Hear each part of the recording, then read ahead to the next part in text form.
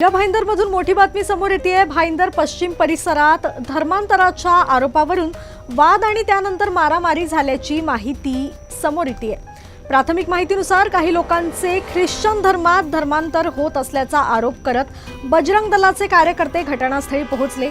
यानंतर दोन्ही बाजूंमध्ये वाद वाढला आणि परिस्थिती हातघाईवर गेल्याचं सांगितलं जातंय। या घटनेनंतर प्रकरण भाईंदर पश्चिम पोलीस ठाण्यात पोहोचलं।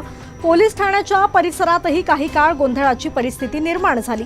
दरम्यान मारामारीची सुरुवात नेमकी कोणी केली, पोलिसांनी नेमकी काय कारवाई केली आणि कार्यक्रमासाठी परवानगी असतानाही पोलिसांना याची माहिती नव्हती का, असे सवाल उपस्थित होत आहेत। या संपूर्ण प्रकरणाची अधिकृत आणि सविस्तर माहिती पोलिसांच्या तपासानंतरच स्पष्ट होणार आहे। आज नगर भवन मांडली तलाव या ठिकाणी आशिष प्रार्थना घर म्हणून आहे, यांच्या मार्फतीनं प्रार्थना सभेचे आयोजन करण्यात आलेले होते। अंदाजे 1,500 ते 2,000 लोक त्या ठिकाणी उपस्थित होते।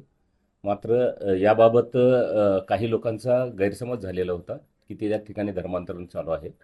मात्र सदर याबाबत ज्यावेळी चौकशी करण्यात आली त्यावेळी अशाबाबतचं कोणत्याही प्रकारचं धर्मांतरण तिथं चालू नसल्याचं निदर्शनास आलेलं आहे। यातून थोडीफार परिस्थिती अशांतता आलेली होती।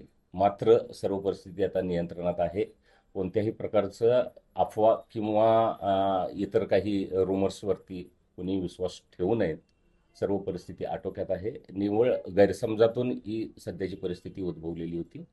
आता हद्दीमध्ये शांतता आहे पोलीस स्टेशनच्या आणि अशा प्रकारचं कोणतंही वातावरण चिघळू नये याकरता मी आपल्या मार्फतीने सर्वांना आवाहन करू इच्छितो।